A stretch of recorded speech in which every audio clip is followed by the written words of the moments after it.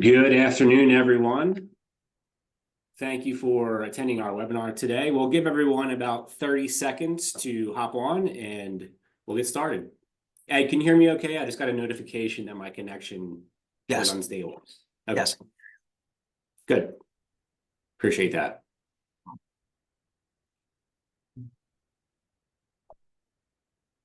All righty. And for those filing in, we're just giving another 10, 15 seconds or so for any latecomers to hop on.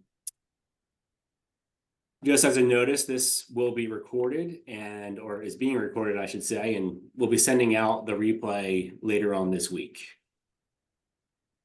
So with that, we'll get started. My name is Steve Wildman here at Diversified. Again, thank you all for attending our webinar today. I work with all of our wealth advisors here at Diversified and planning teams to help ensure that we're doing our best to help our clients achieve lifelong wealth and successful financial planning.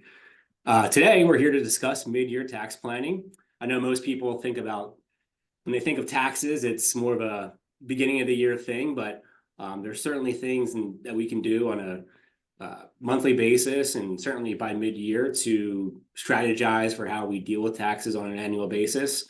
And we're here to discuss this with Diversified's VP of Tax Services, Ed Lynch. So in a second, I'm going to hand it off to Ed. Before I do that, we'll have about 30 minutes of content here, and then we do have a Q&A session at the end, about 15 minutes or so. So if you're interested in submitting a question, you can use the Q&A button at the bottom of your Zoom screen to submit any questions that you have. So with that, I'm going to introduce Ed. Ed, this is our second time doing this, so hopefully I do better this time than the last. Ed Lynch, like I mentioned, is our Vice President of Tax Services here at Diversified. Ed has over 3 decades of experience working across a bunch of different industries or various different industries, in particular healthcare and sports, as well as regionally with CPA firms in Delaware and Pennsylvania. In 2001, Ed founded his own practice offering tax planning, preparation, and strategy.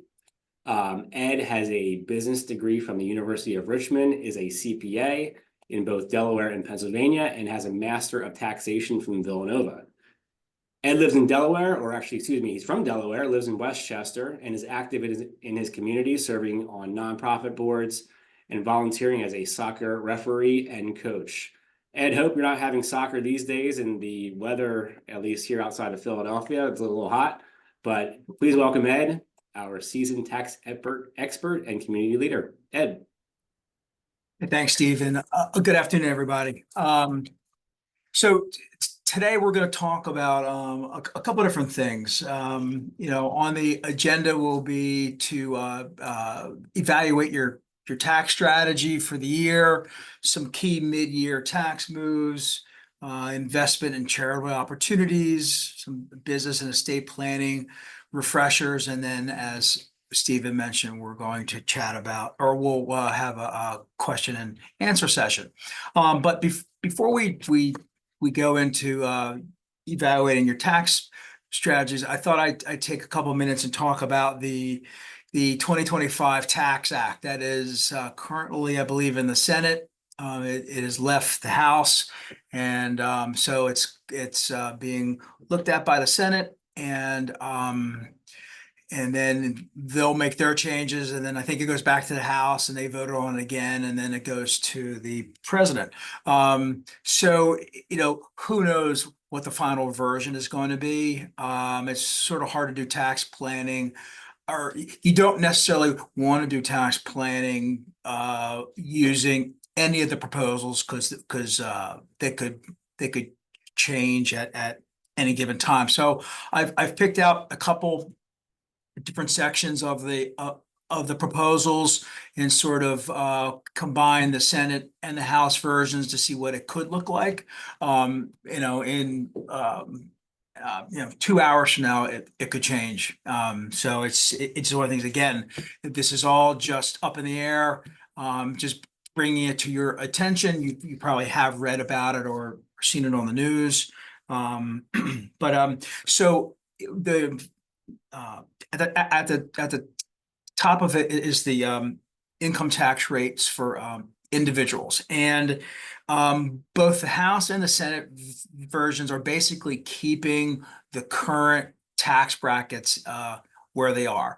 They'll be adjusted for inflation each year, as they have been. But between both versions of the bill, they are keeping the same tax brackets. For those that have children that qualify for the child tax credit, both the House and the Senate versions are proposing to increase that by a couple $100 more per year. So it's currently $2,000 per eligible child. And that eligible child is somebody who is under 17. So 16 and under, 17 and over is up to a $500 credit. Those credits are phased out based on your adjusted gross income. So both the Senate and the House version do increase that child tax credit. For those who have estates that are in the millions of dollars, currently the exemption is about 13 million, and both the House and the Senate are considering bumping that up to 15 million. For those who take the standard deduction, they are proposing to do what they did back in the COVID years, I think 2021, where if you took this standard deduction, you would get an additional deduction for charitable contributions, and the House has it at $150, and the Senate has it between $1,000 to potentially $2,000, depending on your filing status. So that may be something that will be an additional benefit to people who take this standard deduction, because it's a better alternative. Just on the side, our state of Delaware clients, even though you might take the standard deduction for the IRS, almost 90% of the time on your state of Delaware return, you can itemize, because their threshold is much lower in terms of the standard deduction. So we had this past tax season, we had clients who questioned why we asked them for their charity and their real estate taxes and mortgage interest, et cetera, because they were taking the standard deduction on the IRS, but we were asking it more for Delaware. Our Pennsylvania clients, it does not matter, because there is no deductions for those. One thing that you've seen in the news is that they're talking about if you do itemize, increasing the SALT limitation. SALT stands for state and local taxes, and prior to 2018, your state and local withholdings, real estate taxes, personal property taxes, they all got added together, and that ended up on your Schedule A. So if you were a high W-2 wage earner, or lived in a state that has high real estate taxes, that was a big benefit. That changed in 2018 under the current tax act when it was enacted, and it put a cap of $10,000 on all state and local taxes, and that basically moved a lot of people from itemizing to standard deduction. So the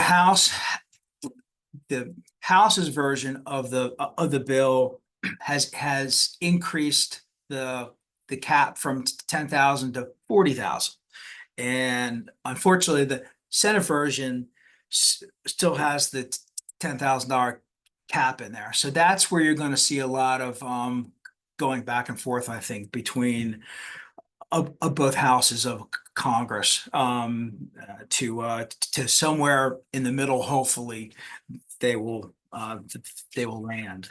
For those that have businesses and issuing 1099s to your subcontractors, under the current rules, if you pay somebody for services and you pay them $600 or over, you're supposed to issue them a Form 1099. That would, under both the Senate and the House versions, that $600 would be raised to $2,000. So that would be great for small businesses who are required to send out these 1099s for people who they pay $600 and over to. If you ever have any questions on if you should issue a 1099, the amounts, or for what services, please don't hesitate to reach out to us, and we'd be happy to set up a time to chat about that.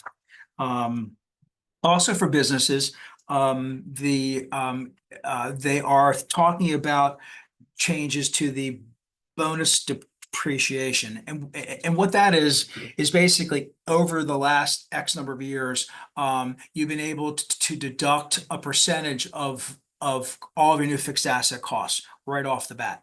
And it started out at 100% back in 18, and then in the last couple of years, it has gone down from 80 to, I believe it's 60% now. Under both the Senate and the House versions, that 100% gets reinstated. So it doesn't matter whether you have a profit or a loss, you could potentially write off 100% of new fixed assets. So over the last couple of years, we've seen a lot of clients install residential clean energy equipment in their houses: HVAC systems, roofs, windows, doors, insulation, solar, and so here comes the potential bad news. On both the House and the Senate versions, they're talking about terminating that credit after 2025. So that might be something that, if you're thinking about doing it, you might want to consider doing it in 25 instead of pushing it off to 2026. But as of now, under both plans, that credit is going to go away. If they don't do anything with it, the 30% credit is going to expire in 2034. Also, they're talking about potentially taking away the clean vehicle credit, which is this $7,500 or up to $7,500 on qualified vehicles. Again, both the House and the Senate versions, they're talking about eliminating that after 2025. So if you're thinking about potentially purchasing a car that qualifies to get the credit, you'll want to think about doing it in 2025. Also on that, and we saw this a couple of times during the tax season, is that the credit does not apply if you lease the car. If you lease a vehicle that qualifies for the credit actually goes to the car dealership. Also, sometimes when you purchase the car that qualifies for the credit, in the paperwork that you complete, on occasion, the car dealer makes you assign the credit to them, and they reduce how much you have to pay. So that's something you want to watch out for. So get on to the next screen. Evaluating your tax strategy. As we went through the 2024 tax year tax prep, there was a number of things that we saw that we like to bring to your attention. A lot of these, if they apply to you, we've already discussed it with you as we finished up your taxes or during the tax prep process. One of the biggest ones we saw was taxpayers, clients owing more tax than normal or getting a smaller refund than normal because their federal and or state income tax withholding percentage wasn't enough to keep up with their total income. As we prepare your tax returns, and if you are married, we take a look to see whether it's better to file married and joint versus married and separate. And we alert you if there is a possibility that married and separate would create a net better tax result. But what we saw was that people's W-2s were higher in 2024, and that could be because of more bonus money, more options being exercised, incentive or restricted or non-qualified options. And what that does is on those special payrolls, your employer withholds 22% flat. They can't increase it, they can't decrease it. It's 22% flat. And that's great for that particular payroll, but a lot of times your average tax withholding on your normal pay isn't enough to keep up with going into another tax bracket or losing exemption or losing credits because of your income level. Also, one thing that we saw a lot of this past year is capital gain distributions. And capital gain distributions come from your mutual funds. And those are normally reported in December, usually around the middle of the month. So it's hard to tax plan for those during the course of the year because you're just not exactly sure what the mutual funds are going to do. It doesn't necessarily matter how the stock market has done for the year because in some years the market has been down, but the capital gain distributions are up over a prior year. So generally, when we do tax planning, unless we specifically know that the client has gotten out of that particular fund, we'll tax plan and use the same capital gain distributions as in the prior year. If we're doing your tax planning later in December or before the January 15th fourth quarter estimate, we'll reach out to your financial advisor and get a estimate on what that capital gain distribution would be. For a lot of you, when we prepared your 2025 estimates, we based them on your 2024 tax year in order to qualify for one of the safe harbors to avoid underpayment penalties.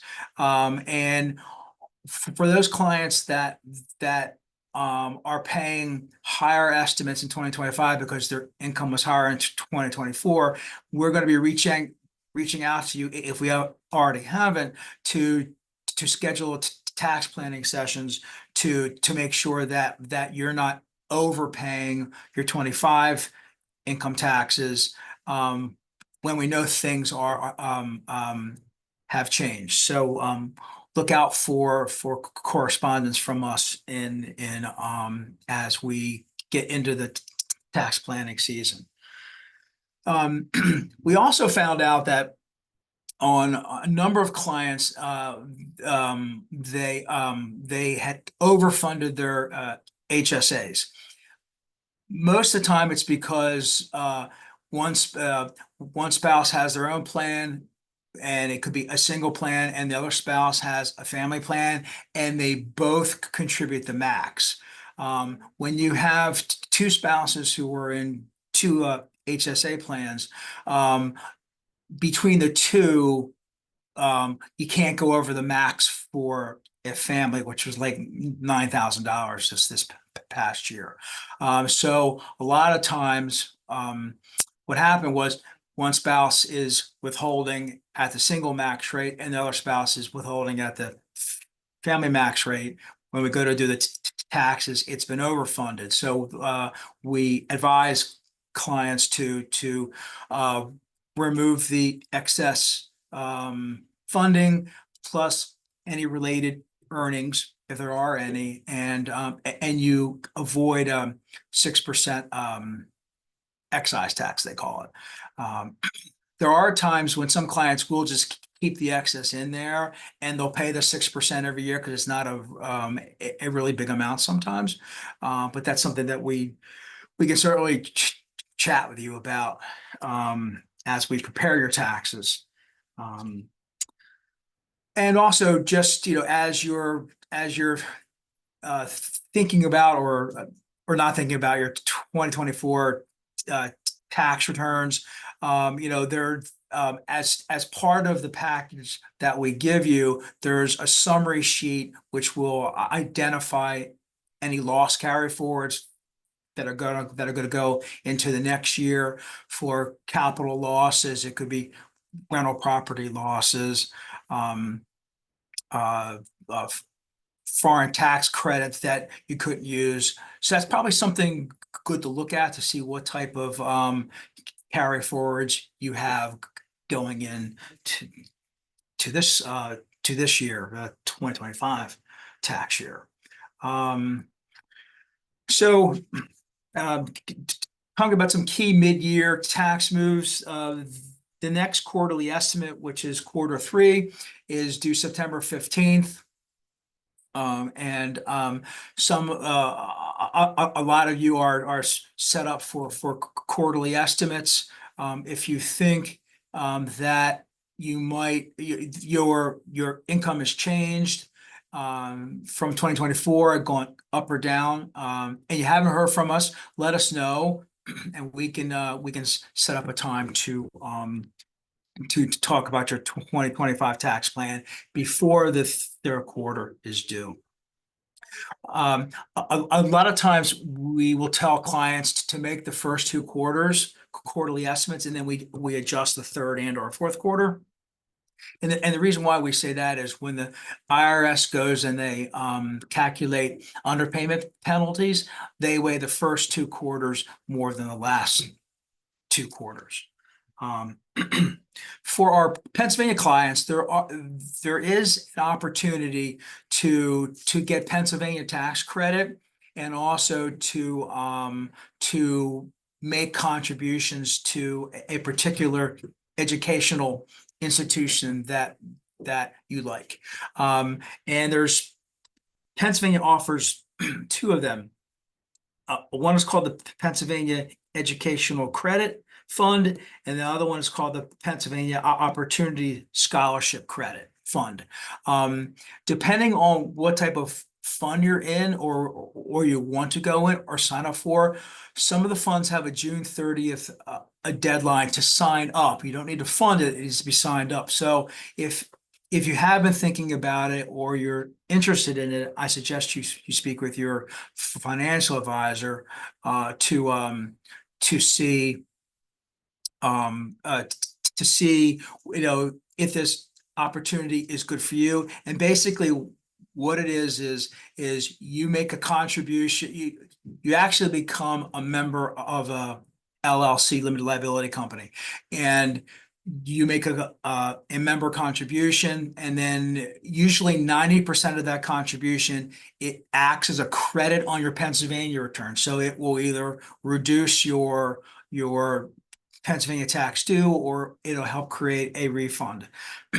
And then other 10% you can treat as a charitable deduction on your IRS return if you itemize.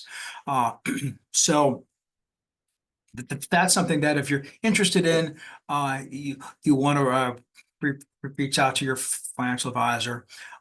Also, if you do sign up for one of these, you will be receiving a Schedule K-1 from the LLC, and they normally come out about mid-March. So just from a timing perspective in your tax prep, that Schedule K-1 we will need to finish up your taxes.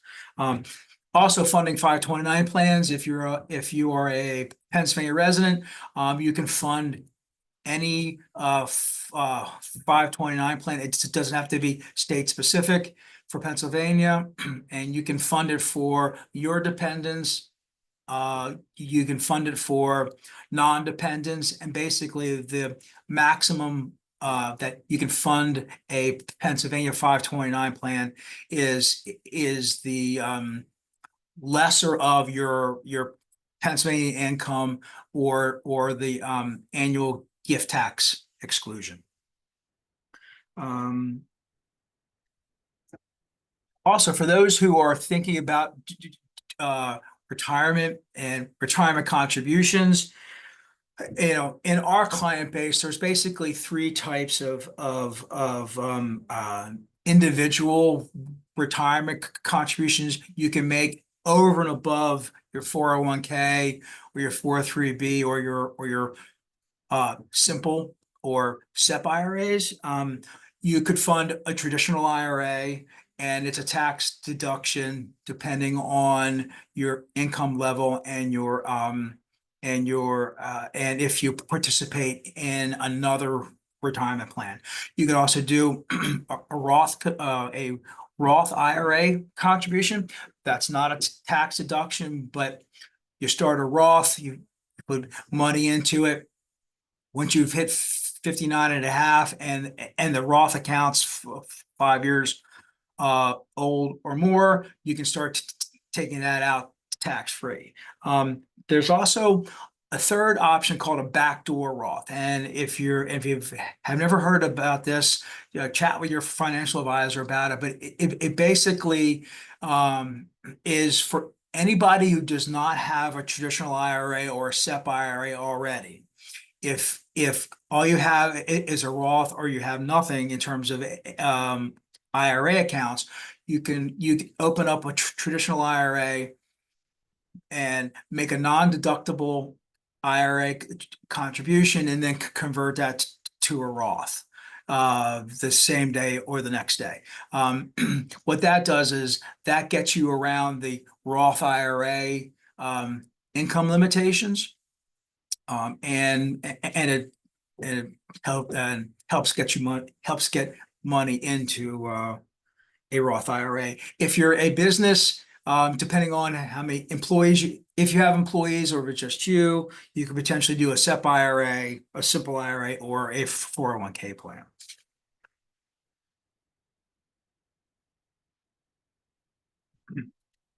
So, as you go through the year, you want to be chatting with your financial advisor, and be asking questions about, hey, is your portfolio tax efficient for your tax bracket? And so that's definitely a conversation you'll want to have. If your 2024 taxes were higher than in prior years, that's a good conversation to have. Also, you could, in terms of charitable giving, we have clients who set up donor advised funds and qualified charitable distributions. Donor advised funds are basically you can take money or investments, and you can contribute them to a donor advised fund, and the act of putting money or investments into a donor advised fund is a charitable deduction, which will then go on your IRS return, assuming you're itemizing. The donor and then the donor advised fund invests the money.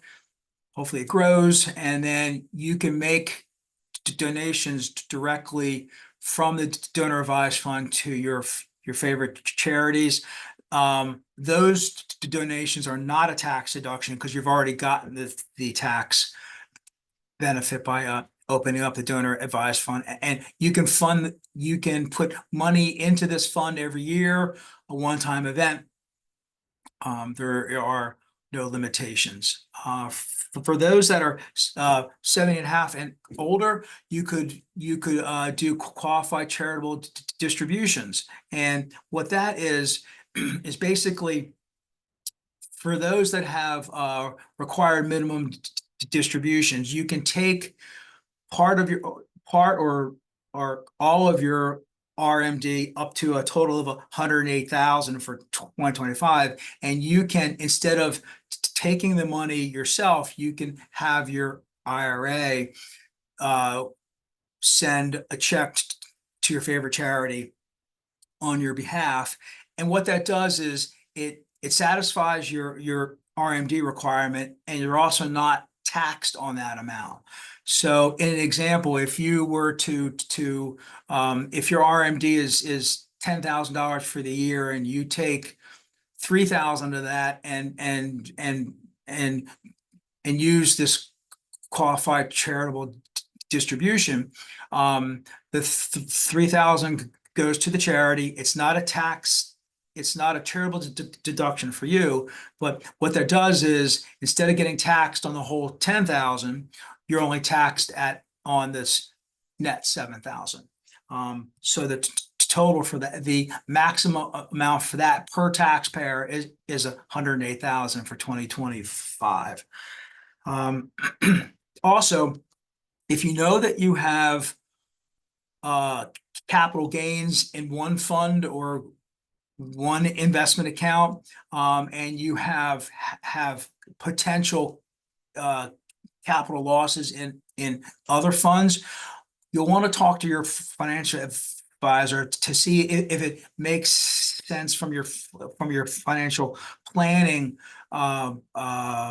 point of view to harvest those losses. So basically, you have capital gains, and you sell investments that have losses. You can net the two to help out your taxes. We talked about dividend planning earlier, about the capital gain distributions and how to handle them for tax planning purposes. Just real quick on the business and estate planning, review your if you do have a business, you might want to chat with your lawyer and us to see if your current business structure is the best thing for you from a tax perspective. Any legal advice, we leave that to the lawyers to help you with. Estate planning, review with your estate lawyer, your estate plan, wills, living trusts, durable power of attorneys. That's all those are good to either create for the first time or have them reviewed every so often. Retirement planning, spoke about that earlier. Year-end preparation, we also spoke about that earlier in terms of doing tax planning. Come now through the end of the year to either see if your withholdings are where they should be. You could be potentially selling something. What are the gains are there? So we can give you a pretty good idea of how your tax return will look. And with that, I'm going to take a drink of water and see if there's any questions. Thanks, Ed. as we said in the beginning, there's a lot of things you can do mid-year, not just thinking about taxes the first few months of the year to help set yourself up to be in a better position come tax time for 2025.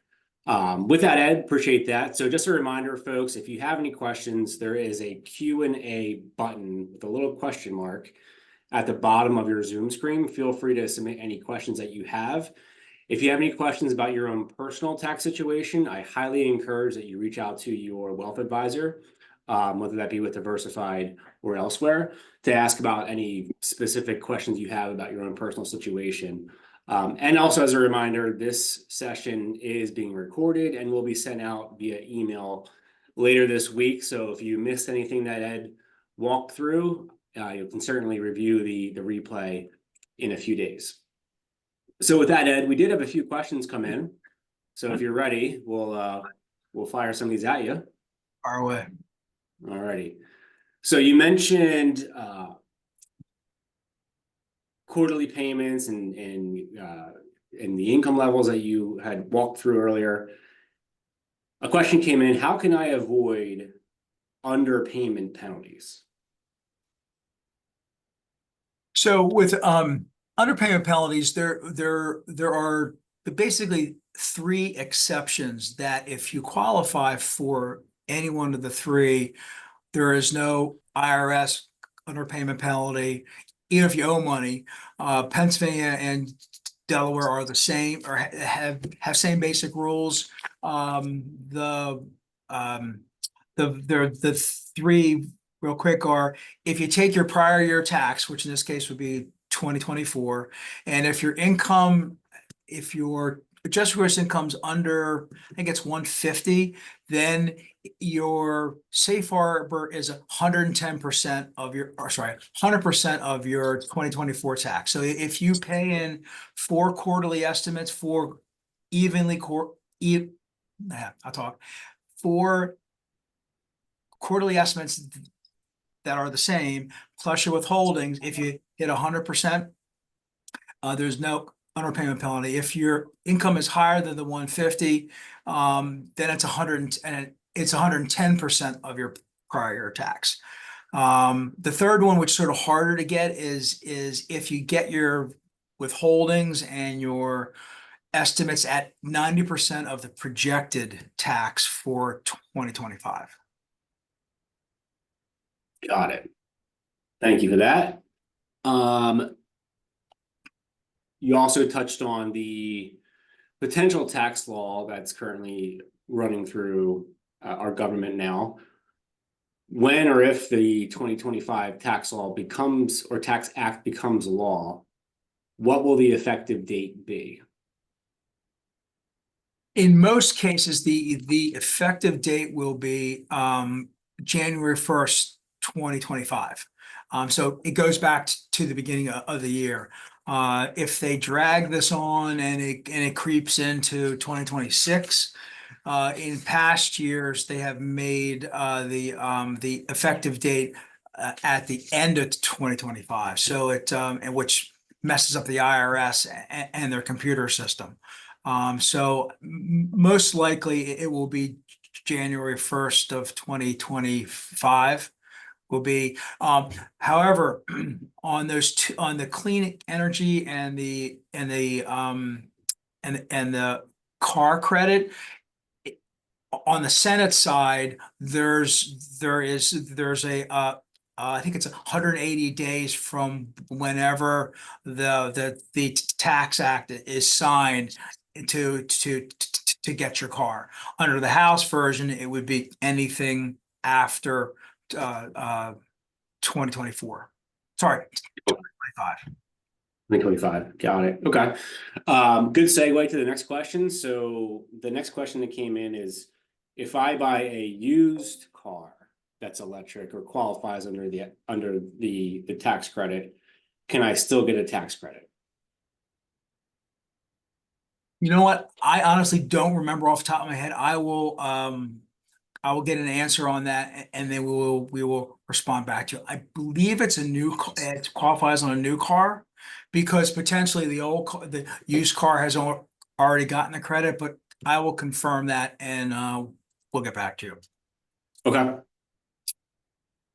Sounds good. The next question that came in, you walked through tax loss harvesting. I'm going to assume this question is talking about capital gains distribution. So tax loss harvesting can also offset CGDs, correct? Yes, it does. Yes, great. Next question. I'm doing Roth conversions throughout this year. How does this impact, or how does Roth conversions, I guess if I can make this more general, throughout the year, how does this impact estimated tax payment requirements? So if you're already set up making quarterly estimates, and those estimates are based on satisfying one of the three underpayment exceptions, the amount of Roth conversions that you do should not generate a underpayment penalty. You might owe more tax than the tax plan showed, but if you're under one of these exceptions, you will you're not going to pay any more than just the tax. Understood. Great. Just a reminder, folks, if you have questions, there's a Q&A button at the bottom. The last question that we have right now in QEd is what you talk through the potential for business owners. Question is, what is the best type of entity for my business or for a business? Yeah, so that's a conversation we have with the client, because it could be, there depending on whether you have a partner, and when two spouses are own the same partnership / LLC, it's considered a partnership, so a separate return has to be filed. So it depending on your personal circumstances, we can that'll determine the best vehicle. And if you're thinking about starting a business, or your current business, and want to just have a review of it, don't hesitate to reach out to us. Sounds good. A couple more came in. So question is, what are the latest RMD changes and required ages for RMDs? As far as I know, the current, or the proposed tax act doesn't change anything when it comes to the RMD or the ages. I know there was a change a year or two ago where they increased the RMD and the age for retirement. To 73. Okay. Great. Next one. A little rapid fire here, Ed. So we're coming up on time. Does the potential new tax bill eliminate both the clean energy credit and the energy efficient home improvement credit, or just the clean energy credit? I'm going to look that up real quick.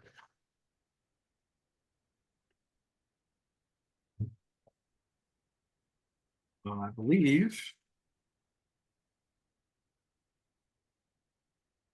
it's it actually, that's a great question. The energy efficient home credit also, in both of the House and Senate versions, is gone after the end of this year. So it's the same as the other two credits. Got it. Okay, that answers that. And last one we have in queue. And just as a reminder, folks, if you have any additional questions, feel free to reach out to Ed or your wealth advisor directly.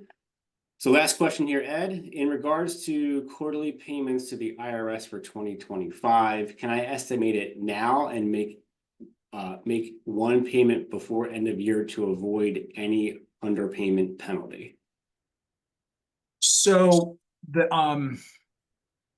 the quick answer is, if you make one estimated tax payment now for the whole year, there's still the potential for underpayment penalty, unless you you sell a asset in this quarter or in the fourth quarter, you either sell an asset or have a big capital gain. You can pay the estimate now, and then there's a form we'll file called a Form 2210, which will tell the IRS that the income wasn't earned evenly throughout the year. And this form will eliminate most, if not all, of the underpayment penalty. Yeah. All right. There's always something in the tax world, Ed. So, folks, for our time, really appreciate everyone's attention coming onto the webinar. Thank you, Ed, for, as always, sharing your knowledge when it comes to taxes, all things tax planning, etc. Folks, like I mentioned, this session is recorded, so if you missed anything that you'd like to hear back, it will be emailed out to you later this week. If you have any questions about your own individual situation, please reach out to your wealth advisor team to work with our tax team, specifically Ed, to potentially work on or answer any questions you have. Thank you, as always, again for attending the session today. Hope everyone has a great week and stays cool. Thanks, Ed. You're welcome. Thanks, guys.